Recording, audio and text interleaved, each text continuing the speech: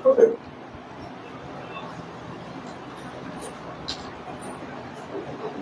बांधकाम उपविभाग फलटण यांच्यातर्फे आपण ताणतणावापासून दूर होण्यासाठी सुनील शिंदे सरांचं लेक्चर ठेवलंय, तर ते आपल्याला मार्गदर्शन करत आहोत. सार्वजनिक बांधकाम उपविभाग फलटण या कार्यालयातर्फे जो उपक्रम राबवलेला आहे त्याच्यामध्ये अधिकारी व कर्मचारी वर्गासाठी ताण तणावापासून मुक्ती याबाबत आपण आज माहिती घेणार आहोत. आता माहिती घेताना सगळ्यात महत्त्वाची गोष्ट आहे की आपण समजा YouTube ओपन केलं तर त्याच्यामध्ये रिलॅक्सेशन, मेडिटेशन हे भरपूर आहे, म्हणजे तुम्ही पाहिजे तेवढं तिच्यामध्ये करू शकता. समजा तुम्ही ते रिलॅक्सेशन केलं तेवढा पुरतं बरं वाटतं किंवा रिलॅक्स होता तुम्ही, पण नक्की आपल्याला रिलॅक्स व्हायचं म्हणजे काय व्हायचं, नक्की रिलॅक्स व्हायचं म्हणजे काय हे मिनिंग आपल्याला माहिती पाहिजे. आता पहा, सर्वसाधारण आपण कोरोना घेतला, कोरोना, एबोला, त्यानंतर ब्लड फ्लू, स्वाईन फ्लू, त्यानंतर न्यूमोनिया, व्हायरल इन्फेक्शन किंवा इतर व्याधी घेतल्या तुम्ही, तर या सगळ्या ज्या व्याधी आहेत त्या कशा आहेत, जंतूच्या संदर्भात आहेत. बरोबर आहे की नाही? Corona, Ebola, blood flu, swine flu.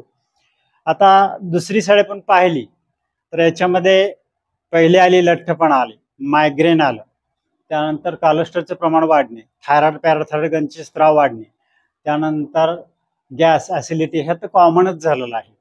त्यानंतर गुडघेदुखी आली, हार्मोन इनबॅलन्स आलं, त्यानंतर अटॅक, हार्ट अटॅक आला, हे तुमचा निद्रानाश आला. असे वेगवेगळे आपल्याला ह्या व्याधी समजतात. तर या व्याधीमध्ये असं समजा गुडघेदुखी झालेली आहे किंवा तुमचं हृदयामध्ये ब्लॉकेज आहे 80%, असं कुठल्या डॉक्टरने आपल्याला सांगितलेलं आहे का की तुमच्या हृदयाच्या रक्तवाहिनीमध्ये जंतू संसर्ग झालेला आहे म्हणून तुम्हाला ब्लॉकेज झालेला आहे, असं कुठल्या डॉक्टरने सांगितलेलं आहे का? तुमची गुडघेदुखी आहे, कुठल्या डॉक्टरने तुम्हाला असं सांगितलेलं आहे का की तुमच्या गुडघ्यामध्ये जंतू संसर्ग झालेला आहे म्हणून तुम्हाला गुडघेदुखी झालेली? कोणत्या डॉक्टरने असं सांगितलेलं आहे की तुमच्या डोक्यामध्ये मायग्रेन, खूप डोकं दुखतंय, अर्धशिशी होती, तिथे काहीतरी जंतूचा शिरकाव झालाय म्हणून दुखतोय, असं कधी ऐकलेलं आहे का? Back pain, lower back pain, upper back pain, त्यानंतर सर्वायकल स्पॉन्डिलोसिस, सायटिका, गुडघेदुखी, ह्या गोष्टी. आता समजा lower back pain, upper back pain झालेला आहे आपल्याला, तर इथं असं आपल्याला डॉक्टरांच्याकडून ऐकायला येतं का की बा तुमच्या पाठीमध्ये काहीतरी इथं जंतू संसर्ग L4 L5 ला झालेला आहे म्हणून तुमची पाठ दुखते, असं ऐकलेलं आहे का कधी? नाही. मग हे सगळे जे रोग आहेत, कॉन्स्टिपेशन, ॲसिडिटी, हे सगळे रोग कसे आहेत? जंतू विरहित आहेत. बरोबर आहे का? लठ्ठपणा, हे जे सगळे कसे रोग आहेत, जंतू विरहित आहेत.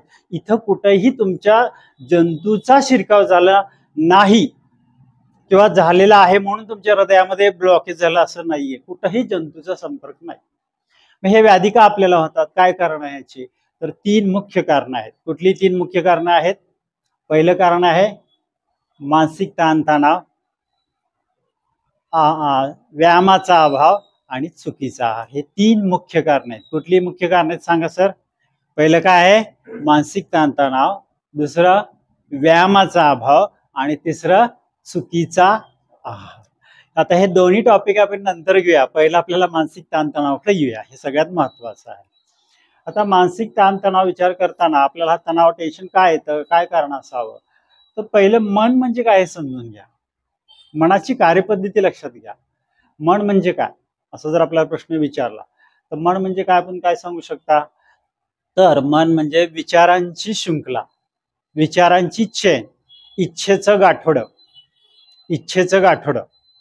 ज्या काही लहानपणापासून आतापर्यंत या क्षणापर्यंत ज्या काही तुमच्या आयुष्यामध्ये घटना घडलेल्या आहेत, चांगल्या किंवा वाईट, त्याचं स्टोर रूम म्हणजे तुमचं मन. बरोबर आहे का? लहानपणापासून आतापर्यंत ज्या काही घटना तुमच्या आयुष्यात घडलेल्या, चांगल्या असो वाईट असो, ह्या सगळ्यांचं स्टोरेज तुमच्या अंतर्मनामध्ये या क्षणापर्यंत आहे, इथून पुढे सुद्धा स्टोरेज होत जातं. मग ह्या स्टोरेज मधलं हे जे स्टोरेज आहे, आता उदाहरण गेलं तर आपलं मन कसं काम करतं, तर तुम्ही पूर्वी गाडी शिकलेला आहात, है की नाही? 2 व्हीलर शिकलेला आहात. कधी शिकलेला? एक 10 वर्षापूर्वी शिकलेला आहात, असं धरून चाला. आता शिकणे म्हणजे काय? एक्सिलेटर वाढवले, गाडी पुढे जाणे, ब्रेक दाबणे, थांबणे, बॅलन्सिंग, रस्ता क्रॉस करणे, खड्डा येणे, हा जो पॅटर्न आहे गाडीच्या शिकण्याचा, हा पॅटर्न तुम्ही कधी त्या काळात शिकलेला आहात. आता हा जो पॅटर्न आहे तो पॅटर्न आत्ता गाडी चालवताना वापरता का नाही वापरता? वापरतो ना. तो पॅटर्न आत्ता वापरताय याचा अर्थ आपलं अंतर्मन काय करतं, आपल्या अंतर्मनामध्ये तो पॅटर्न फिट आहे. जसा हा पॉझिटिव्ह फिट आहे तसाच निगेटिव्ह सुद्धा फिट आहे. तुम्ही एखाद्या गोष्टीबाबत नकारात्मक विचार करत असाल, जेव्हा तुमच्या आयुष्यात ती घटना येईल त्यावेळी ती आतून येणारी गोष्ट तुमच्याकडे नकारात्मक येणार आहे. मग हा डाटा फिडिंग कसं होतं, काय कारण आहे, कसं होतं? तर माणसाला दोन मन असतात, एक बाह्यमन आणि एक अंतर्मन. बाह्यमन जे आहे ते काय करतं, सारासार गोष्टींचा विचार करून निर्णय घेतं. तुम्ही आता माझं लेक्चर ऐकता, काय चुकीचं काय बरोबर हे पटलं नाही पटलं हे सारखं करस्पॉन्डिंग चालू आहे. आणि यातलं ज्या गोष्टी तुम्हाला पटतात त्याच आतमध्ये पाठवतात, राहिलेल्या गोष्टी डावलून देतात. एकदा का ती गोष्ट तुम्ही आपल्या अंतर्मनामध्ये जाऊन फिट झाली की अंतर्मनाचं काम काय पहा. बाह्यमन काम काय करतं, सारासार गोष्टींचा विचार करून निर्णय घेतं. एकदा का ते पटलं, आतमध्ये पाठवली की त्या पद्धतीने आपली क्रिया व्हायला सुरुवात होते. आणि अंतर्मनाचं काम काय आहे की तुम्ही चांगला विचार करा अथवा वाईट विचार करा, याच्याशी त्याला काहीही कर्तव्य नाही. एकदा का तो विचार आतमध्ये आला की अंतर्मन त्या पद्धतीने काम करायला लागतं. म्हणजे अंतर्मन म्हणजे काय, आपलं एक काळवड जमीन आहे, त्यात तुम्ही काय पेरायचं हे कोण ठरवणार आहे? तुम्ही स्वतः ठरवणार आहात. कोण ठरवणार आहात? मग चांगलं पेरायचं का वाईट पेरायचं कोणाच्या हातात आहे? तुमच्या स्वतःच्या हातात आहे. मग चांगले विचार का वाईट विचार हे आपल्याला कळू शकतं का?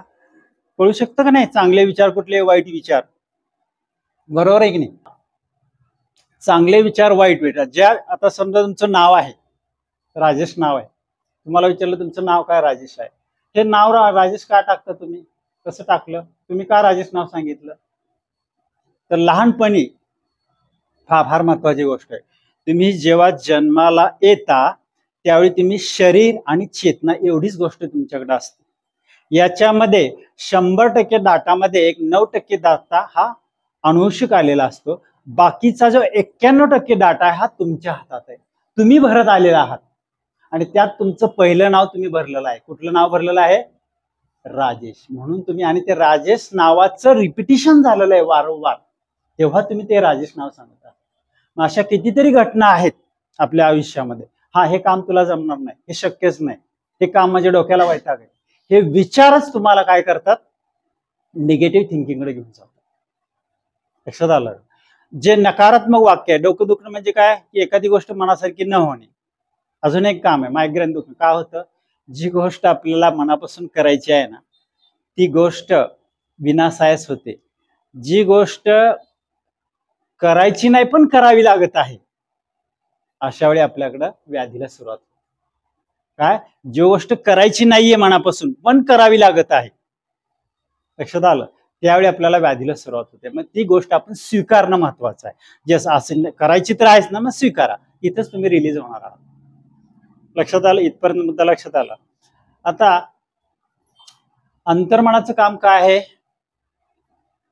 जे काही तुम्ही ठरवाल ते एकदा तुमच्या सॉफ्टवेअरमध्ये फिट झालं की त्या पद्धतीने कार्य करतं. अजून एक छोटं उदाहरण घेऊ पहा. आपण स्वतःला कोण समजतात याच्यावर सुद्धा अवलंबून आहे, आपण स्वतः कोण आहोत. आता पहा, मोबाईल फॅक्टरीत तयार होतो, ठीक आहे नाही, त्याची एक लॉन्चिंग डेट टाकली जाते. समजा 23 जानेवारी एक लॉन्चिंग डेट टाकली. तुमचं स्त्रीबीज आणि भुज एकत्र आलं की तुम्हाला एक डेट दिली जाते की तुमचा ह्या दिवशी जन्म होणार आहे. दोन्ही गोष्टी सेम आल्या का? लॉन्चिंग डेट आणि जन्मतारीख सेम आली. आता मोबाईल बाजारात येताना त्याच्यामध्ये एक बॅटरी असते. तुम्ही जेव्हा बाह्य जगात येतात तेव्हा तुमच्याकडे एक प्राणशक्ती असते. आता मोबाईल आल्यानंतर मोबाईलमध्ये एक छोटासा त्या कंपनीचा स्वतःचा डाटा असतो. काय असतो? स्वतःचा डाटा असतो थोडा. तसा आपण आपल्याकडे येणारा जो डाटा आहे तो 9% डाटा असतो, की आपण म्हणतो की नाही याला पाहताच हुशार आहे मुलगा, ह्याचे पाय काय पाळण्यात पाय दिसतात असं म्हणतो की नाही आपण. तर हे का म्हणतो की हा आज्यावर गेला, हा पंजावर गेला, तर हा पूर्वीचा जो डाटा आहे तो आपण घेऊन आलेला असतो. इथपर्यंत सेम आलं लक्षात? आता ह्या मोबाईलचं बारसं केलं जातं. मोबाईलचं बारसं केलं जातं, त्याला एक नंबर दिला जातो 9175733130. इकडं मुलाचं बारसं केलं जातं, त्याचं नाव दिलं जातं सुखीराम. काय दिलं जातं? सुखीराम. आता इकडे नंबर दिला, इकडे नाव आलं, लेकिन आता मग तुम्हाला तुमची ओळख होण्यासाठी तुम्ही प्रत्येकाला नंबर देता, मग तुम्ही प्रत्येकाला सांगता मी सुखीराम आहे, मी सुखीराम आहे. आता काय झालं, हे जे नाव आहे मोबाईलचं, नुसतं मोबाईल आणि त्यात मन नावाचं सिम कार्ड टाकलं जातं. काय टाकलं जातं? मन नावाचं सिम कार्ड टाकलं जातं. आणि मग तुम्ही काय करता, बाकीच्या लोकांचे नंबर त्याच्यामध्ये सेव्ह करत जाता.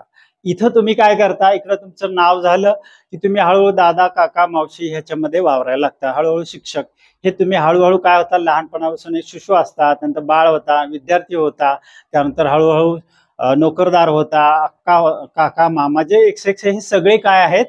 ऍप्स आहेत. हे सगळे ऍप्स आहेत. मोबाईलमध्ये तुम्ही काय करता? व्हॉट्सअप, टेलिग्राम हे ऍप्स डाऊन करता ना नंतर, ठीक आहे नाही, गुगल पे, ठीक आहे नाही. आता इथपर्यंत लक्षात आलं दोन्हीचा मुद्दा. आता समजा उद्या व्हॉट्सअपला गर्व झाला, मी म्हणजेच मोबाईल, तर तुम्ही काय म्हणाल? फुट. टेलिग्राम आहे. उद्या आपल्यातला समजा एक उदाहरण घेऊया, एक वकील आहे,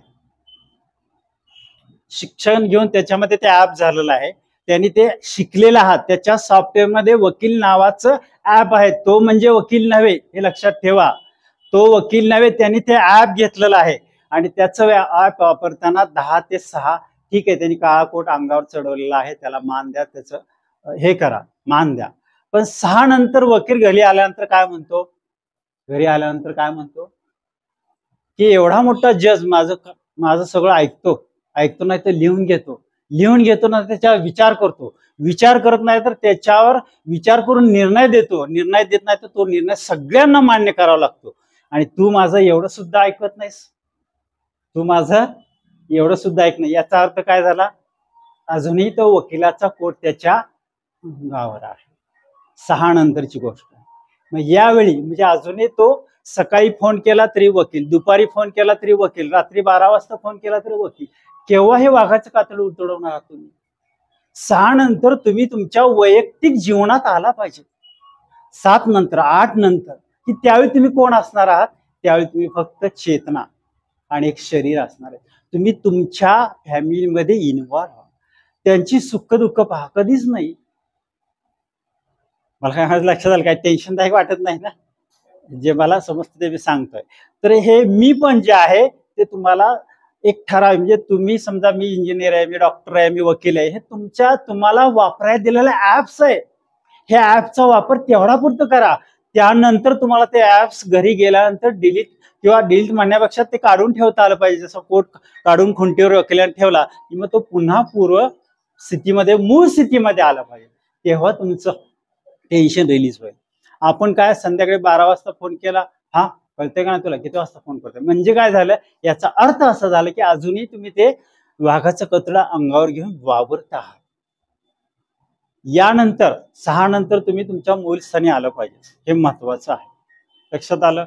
आता उदाहरण, काम करत असताना, आहारात काम करत असताना, सर मग तुम्ही म्हणाल सर हे बोलायला सोपं आहे, पण प्रत्यक्षात वावरताना काय होतं? काम करत असताना वेगवेगळे लोकांचा अधिकारचा रोष येतो, रागवतात वगैरे, हे सगळं गोष्टी होतात, आपल्याला ताण येतो.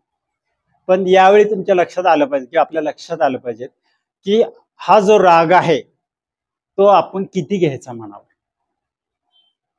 ठीक आहे, योग्य असेल घेऊ, आणि त्यानंतर आपल्याला रिलीज होता आला पाहिजे. त्यासाठी 2 शब्द आहेत, 3 शब्द आहेत.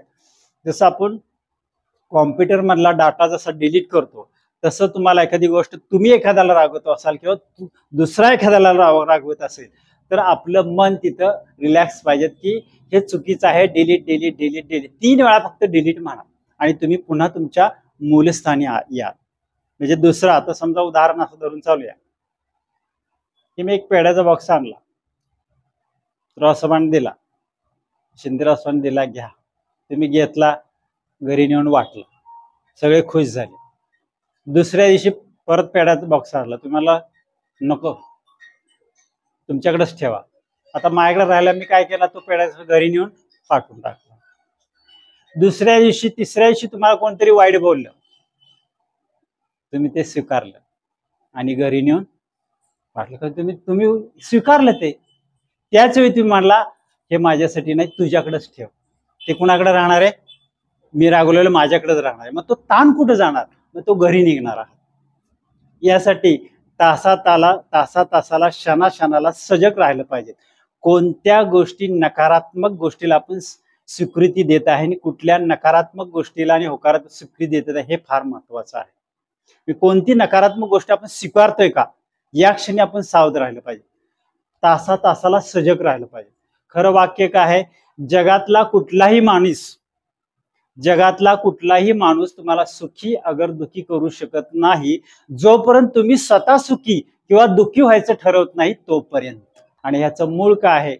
आपण छावा पिक्चर बघितला असेल ना, बघितला ना, शेवट काय एक वाक्य बघा. हे कशामुळं छाव्याचं एक मिनिंग दिलंय, एकच वाक्य दिले नाही. हे कशामुळे घडलंय? तर शिवाजी महाराजांची सोच म्हणजे स्वराज्य, विचार, याच्यावरच अख्खा पिक्चर आहे. तुम्ही ते बाकीचं बघाल, पण मेन त्याचा गाभा काय? विचार. मग काय सांगितलेलं आहे आपल्या अध्यात्मात आहे? कोणतेही कारणास्तव रागावू नका, चिडू नका, मोठ्याने बोलू नका, मन शांत ठेवा, प्रथम विचार करा, नंतर अंमलबजावणी करा. त्रास तुम्हाला, सुख तुम्हाला, मनशांती सुद्धा तुम्हाला. विचार ही विलक्षण शक्ती असून तुमचं भलं करण्याचं प्रचंड सामर्थ्य तुमच्या विचारात आहे. म्हणून विचार बदला, नशीब बदला. कोणी सांगितलेलं आहे? आपल्यातच आहे, अध्यात्मातच आहे ना, आहे की नाही? लक्षात आलं? बऱ्याचचा मेन गाभा काय आहे की तुम्हाला बाह्यमन अंतर्मन हे कळलं पाहिजे. ज्या दिवशी तुम्हाला हे गोष्ट कळेल, तुम्ही त्या दिवशी रिलीज असणार आहे. तुम्ही किती खोटं बोलू, किती कुणी रागू द्या तुम्हाला, तुम्ही ते जर स्वीकारलं, तुमच्या अंतर्मनात गेलं की तुम्ही टेन्शन मध्ये राहणार असाल. तर बाह्य मनाचं काम काय? सारासार गोष्टीचा पहा. तुम्हाला त्याचं एक उदाहरण, एक आपण छोटीशी असाइनमेंट घेतली तर चालेल ना. बाह्य मनाचं अंतर्मनाचं काम काय आहे ते कळेल तुम्हाला. आता मी 3 सूचना देतो तुम्हाला, त्या सूचना सगळ्यांनी पाळायचा प्रयत्न करा, म्हणजे तुम्हाला बाह्य मनाचं आणि अंतर्मनाचं काम कळेल. हा, आता पहिली सूचना आहे, सगळ्यांनी ताठ बसा. बसले. दुसरी सूचना आहे, सगळ्यांनी हात असे हळूहळू वर करा. तिसरी सूचना आहे, सावकाश हात खाली घ्या. चौथी सूचना आहे, सर्वांनी उभं राहून डिस्को डान्स करा.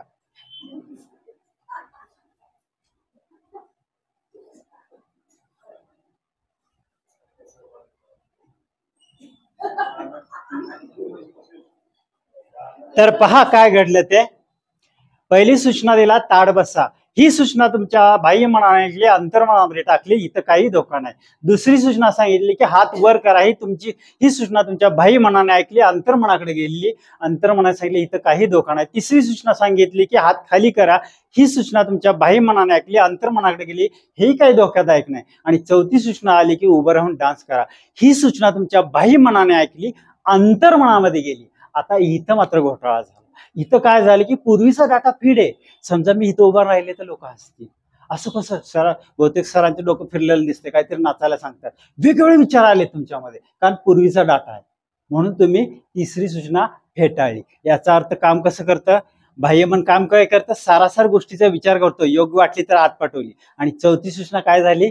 नाही, आपल्यासाठी नाही, आणि फेटाळून लावली. तुम्ही जागेवरच बसला. आलं बाह्य मनाचं अंतर्मनाचं काम लक्षात आलं. आता समजा ही सूचना मी छोट्या मुलाला दिली असती, त्याच्याकडे डाटाच नाही, तो उठून उभा राहत, त्याच्यासाठी आनंदाचं काम आहे, पण तुमच्यासाठी नाही, शक्य नाही. कसं नाचायचं?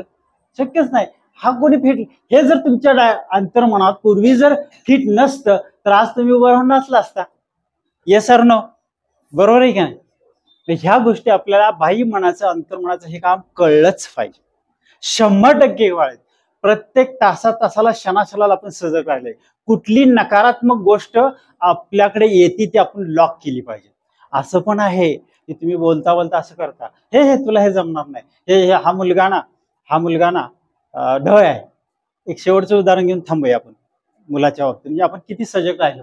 माझा थोरला मुलगा आहे, त्याला इथे शिकवणी लावली होती 5वीत गेल्यानंतर टीचरांच्याकडं. तर तो हुशारच होता. 5वी 6वी 7वीत गेल्यानंतर आता 2 वर्षात आम्हाला त्याची प्रगती कळली, म्हणून धाकटा मुलाला आम्ही आता म्हणलं तो आलाय 5वीला, तिथं लावावी सर. त्याच टीचरांकडे ट्युशन लावली.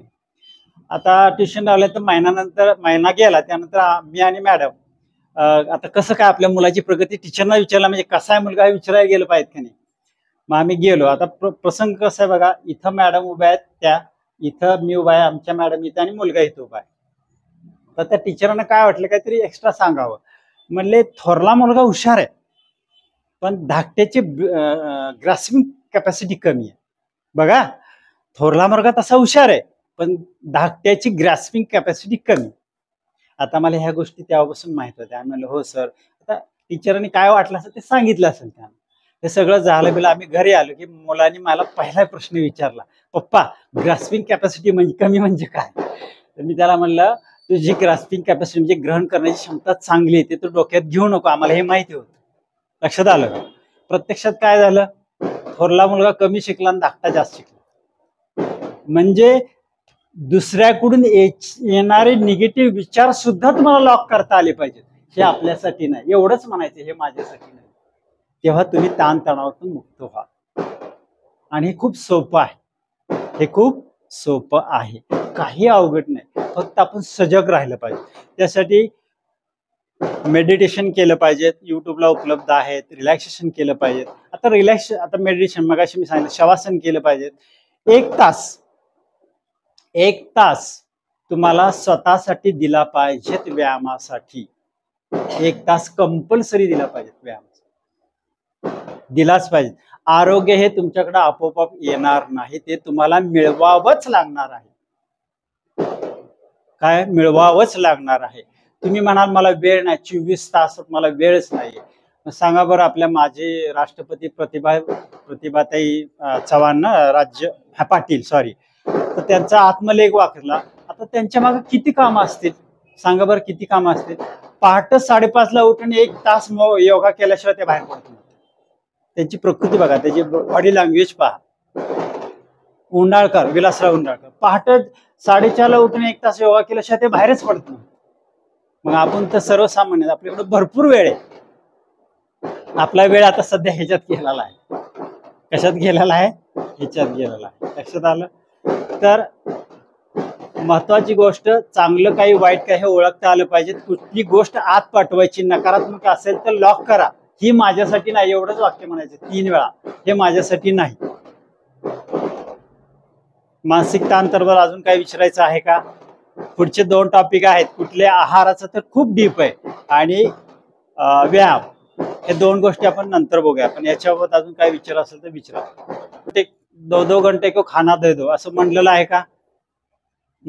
हे भगवान मुझे सिर्फ 2 वक्त की रोटी दो, काय सांगितलेलं आहे? सिर्फ 2 वक्त.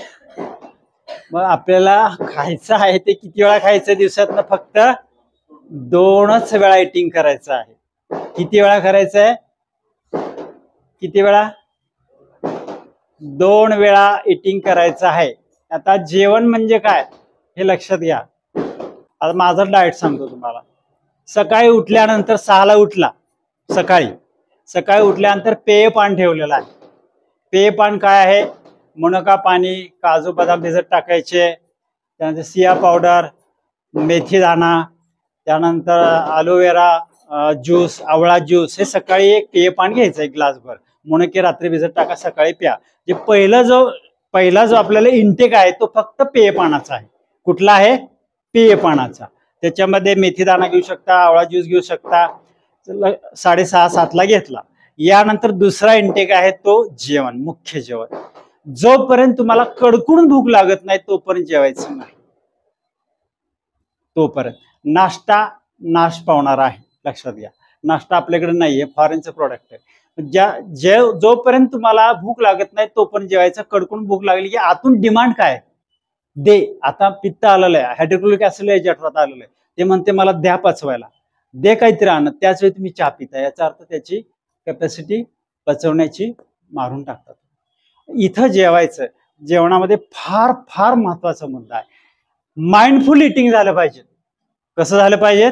माइंडफुल इटिंग झाले. हा मुद्दा, माझ्याकडे खूप पेशंट आहे, माझी ओपीडी स्वतःची.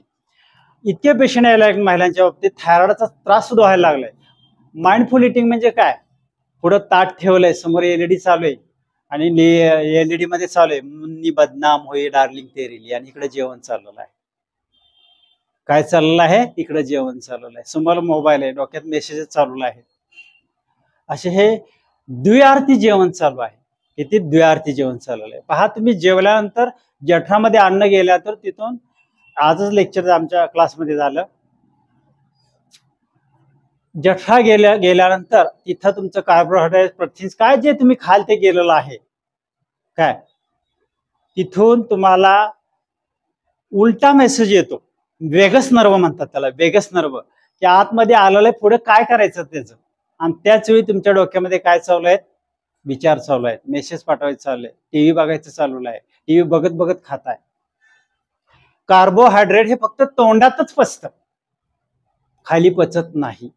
त्यासाठी जेवणाची वेळ किती दिली, 25 ते 30 मिनिटं. आपल्याला माहित आहे जुन्या लोकांना 1 घास 32 वेळा खाऊन का, ठीक आहे नाही. तर जेवण हे माइंडफुल इटिंग पाहिजे, तुमचं आनंदात जेवण झालं पाहिजे. तुम्ही जेवताना फक्त जेवलाच पाहिजेत.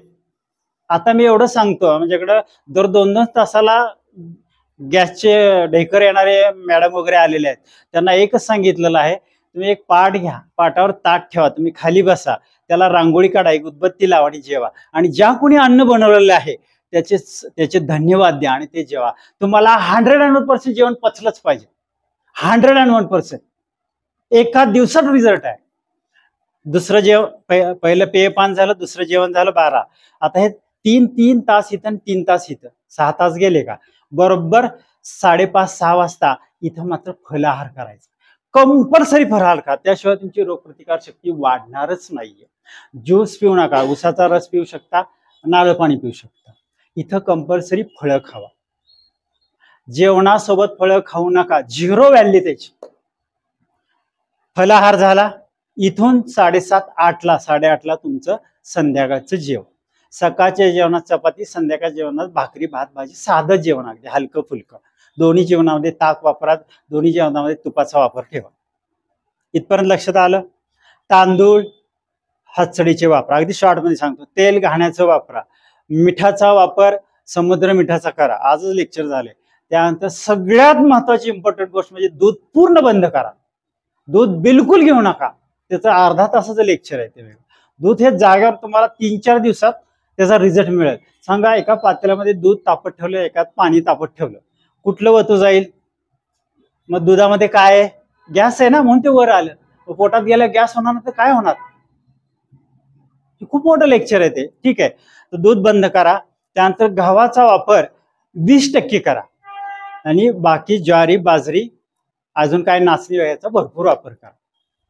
90 दिवसाची मुदत दिलेली आहे. हे तुम्ही गोष्टी जर पाळल्या तर 90 दिवसात पहिले 30 दिवस काय दिलेले आहेत, की तुमचं शरीर नकार द्याल, इतके दिवस मी खाल्लं, असं कसं आतनं नकार येईल.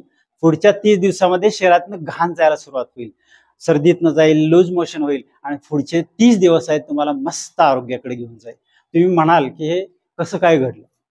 जेवण सकाळी पेयपान करताना 5 मिनिटं घालली, म्हणजे पेयपान करताना 5 मिनिटं गेली पाहिजे, त्याचे सुद्धा नियम आहेत. त्यानंतर 25 मिनिटाचं जेवण, फलाहार 5 मिनिटं, रात्रीचं 25 मिनिटाचं जेवण, 1 तास जेवणाला द्या. आता जेवणानंतर 1.5 तासाने पाणी प्या. किती? 1.5 तासाने. जेवला अजिबात पाणी पिऊ नका. प्रत्येक गोष्टीला माझ्याकडे लेक्चर आहे. आता समजा एक उदाहरण घ्या, तुम्ही उसाचा रस प्यायला गेलेला आहे, घेतलाय बराच वेळा, तुम्ही भरभर पिताना वर येता, वर आल्यानंतर तुम्हाला भरपूर ढेकर येतात, है की नाही. आणि ते ऊस हा उष्ण आहे, तो पचायला वेळ जातो. आता प्रयोग काय करा, तुम्ही तिथं बसा, प्रयोग करा, लगेच जाग्यावर रिझल्ट. तो ग्लास तुम्ही 7 मिनिटं प्या. म्हणजे पिल्यानंतर काय करा, तो घेतल्यानंतर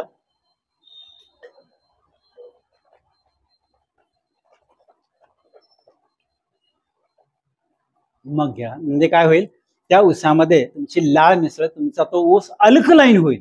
आपलं शरीर अल्कलाईन आहे आणि ते पुढचं तुम्ही वर आल्यानंतर म्हणाल की मी ऊसाचा रस पेलच नाही, इतका रिलॅक्स व्हाय. 1 डे रिझल्ट आहे. तर आहाराचं लक्षात आलं. 2 मुख्य जेवण, सकाळचं पेयपान आणि संध्याकाळचं हे फलाहार. आता गंमत अशी की तुम्ही 5 वाजता फलाहार केलाय असं धरून चाला, 6:30ला तुम्ही स्वामी अक्कलकोट स्वामी मंदिरात गेलेला आहात आणि तिथे प्रसाद घेतला आणि तो खाल्ला, तर तो प्रसाद खाल्ला म्हणजे तुमचं जेवण झालं. लक्षात आहे मला काय म्हणायचंय. तुम्ही 5:30ला मंडईत गेलात, फलाहार केला आणि तिथं वाटाणा गोड आहे का कडू आहे बघून खाल्ला, तर ते तुमचं जेवण झालं. लक्षात घ्या. तुम्ही एवढं खा नाही ते एवढं खा, ते तुमच्या शरीराला ते सगळं काही तीच क्रिया करावी लागते. तर समजा प्रसाद दिला तर कधी खाल? हातात घेऊन जाऊन जेवताना खा. हे त्यातलं मुख्य कारण आहे. तुम्ही एक दिवस करून बघा. मला संध्याकाळी उद्याचा दिवस तुम्ही हा पाळा ना, संध्याकाळी मला फोन करून सांगाल, सर खूप आजचा दिवस माझा वेगळाच आहे, पोट गच्च झालंय, रिलॅक्स झाले, मऊ वाटतंय, एकदम रिलॅक्स वाटतंय, इतकं सुंदर रिझल्ट आहे त्याचा. ठीक आहे, आहाराचं झालं, थांबूया इथं. हा, ते फिरवा नुसतं खाली.